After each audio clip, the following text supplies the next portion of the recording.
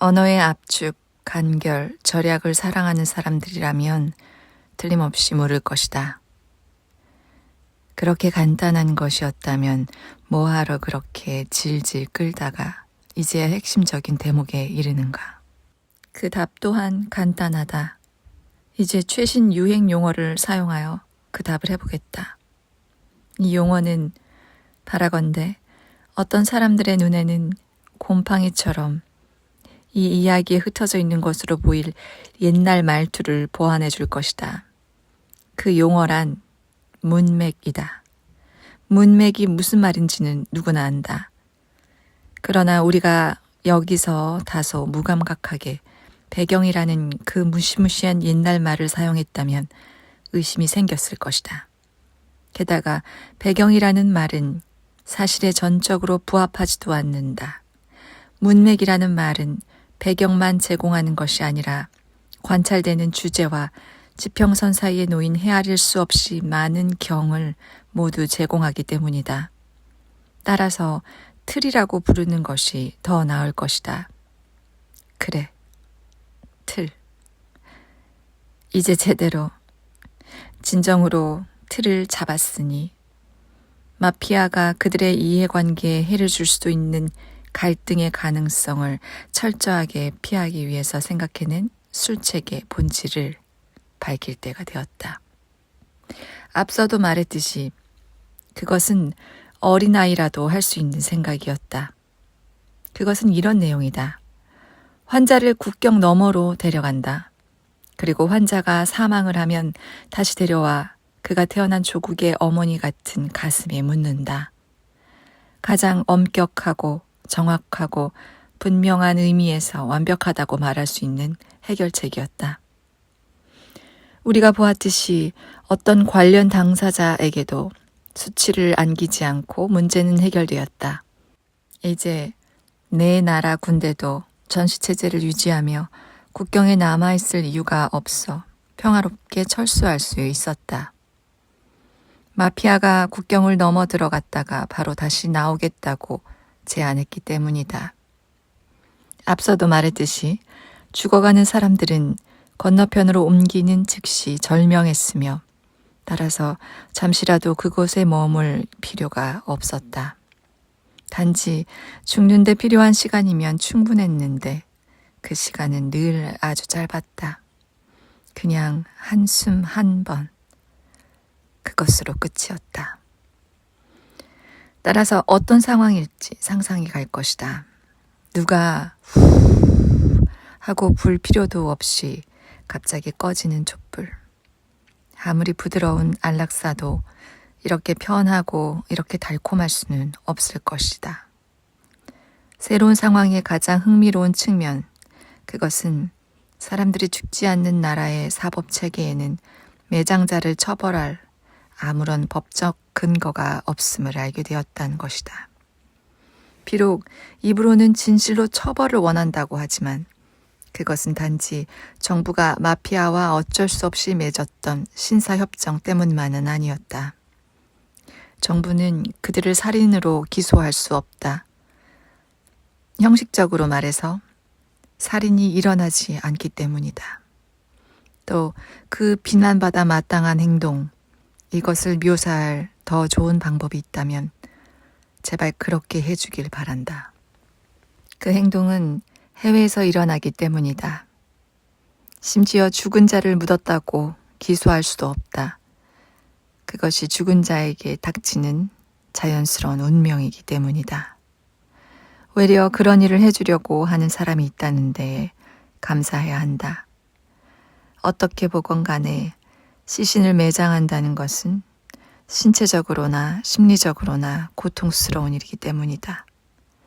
기껏해야 의사가 없었으니 제대로 사망을 확인할 수 없었다거나 매장이 규정에 따라 이루어지지 않았다거나 마치 이런 일은 처음 들어본다는 듯 무덤이 제대로 표시가 되어 있지 않으며 폭우가 쏟아지고 비옥한 땅에서 식물이 즐겁게 쑥쑥 솟아오르면 이내 시야에서 사라질 것이 틀림없다고 비난하는 정도일 것이다. 법은 모든 난점을 고려한 뒤 마피아의 영리한 변호사들, 그 상습적인 음모가들이 무자비하게 퍼부어댈 항소의 늪에 빠져들지도 모른다 걱정하여 상황이 어떻게 돌아가는지 참을성 있게 지켜보기로 했다. 이것이 이들이 취할 수 있는 가장 신중한 태도라는 데는 한 점 의심의 그림자도 없었다. 나라는 유례 없이 불안한 상태다. 권력기관들은 혼란에 빠지고 권위는 훼손되고 도덕적 가치들은 급속히 뒤집히고 사회의 모든 부분에서 시민의 예의 범절이 완전히 사라져버렸다. 아마 신도 자기가 우리를 어디로 데려가는지 모를 것이다. 마피아가 그들의 사업을 합리화하고 일의 부담을 나누고자 장례업계와 신사협정 조항을 협상하고 있다는 소문도 있다. 평범하고 일상적인 말로 하자면 마피아가 시체를 제공하고 장의사들이 그들을 매장하는 수단과 전문 지식을 제공한다는 것이다.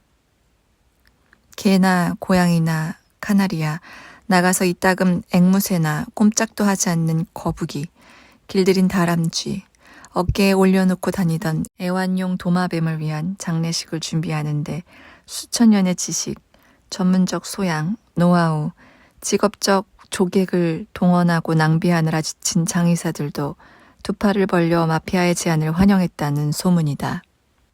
우리는 이렇게 침체되었던 적이 없었습니다. 장의사들은 말했다. 이제 분명한 역설, 즉 장례산업이 재탄생했다는 역설 덕분에 미래는 밝고 명랑해 보였다. 희망의 꽃밭처럼 꽃을 피웠다. 이 모든 것이 마피아의 알선과 바닥이 드러나지 않는 금고 덕분이었다. 마피아는 수도와 전국의 여러 도시에 장의사들이 새로운 지사를 세울 수 있도록 지원금을 제공했다. 물론 마피아도 적절한 보답을 받았다. 마피아는 또 국경 근처 지역에서는 죽은 사람을 다시 국경 너머로 데려왔을 때 그들이 죽었음을 확인해 줄 사람이 필요할 경우 의사가 참석하도록 했다. 마피아가 담당하는 매장이 절대적 우선권을 가지도록 지방의회와 협정을 맺었다. 마피아가 매장을 하고자 할 때는 밤이나 낮이나 시간을 가리지 않는다는 것이었다.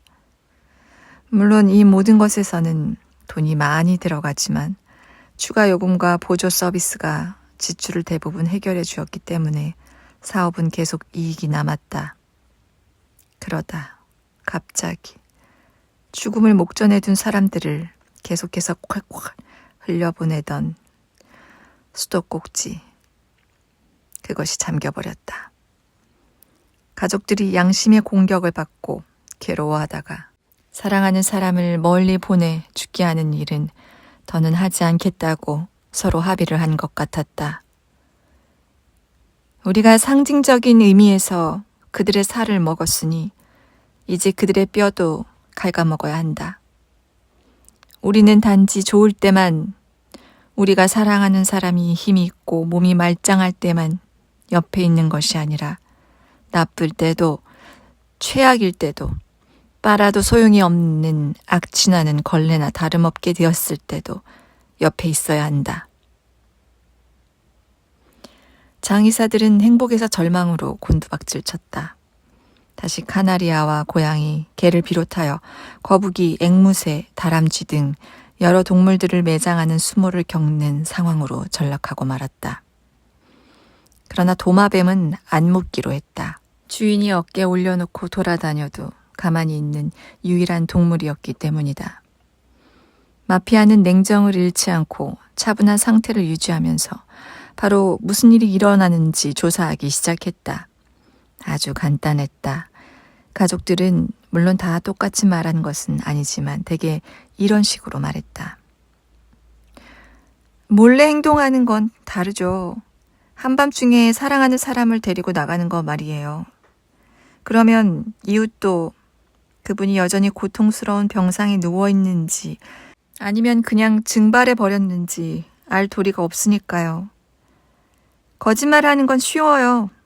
슬픈 표정으로 말하는 거 말이에요. 지금도 여기 계시죠. 가엾은 양반 하고요. 이웃집 사람을 층계참에서 만났는데, 그래, 할아버지 요즘 어떠세요? 하고 물어봤을 때 말이에요. 하지만 이게 모든 것이 달라졌어요. 사망 증명서도 있고 공동묘지에는 이름을 다 적은 명판까지 붙여요.